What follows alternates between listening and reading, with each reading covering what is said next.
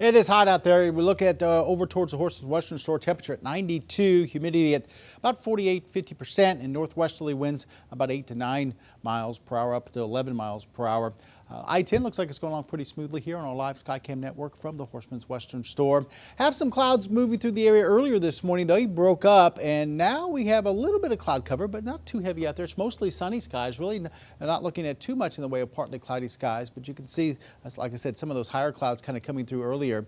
Allergy index still medium on weed and grass, still low on mold, and still don't have to worry about the tree pollen. As we take a look at temperatures right now at the noon hour, almost everyone in the lower 90s. A couple of exceptions, Woodville at 89, as well as Kirbyville and also Sabine Pass at 89.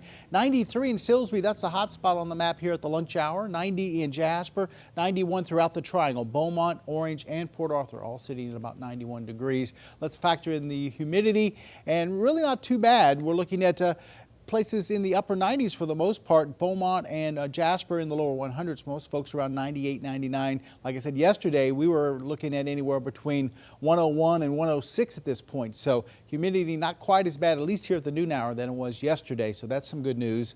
As we take a look at satellite and radar, we have a big ridge of high pressure that's over part of Texas. So that's sending everything up and around that ridge.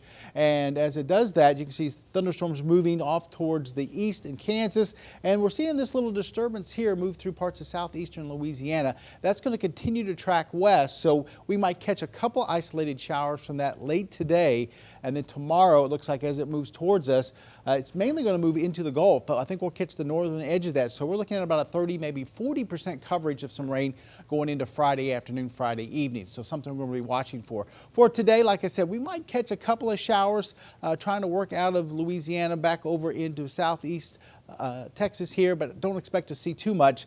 Overnight, we'll see temperatures back into the 70s, and then as we get into tomorrow, here comes that disturbance right along the coast.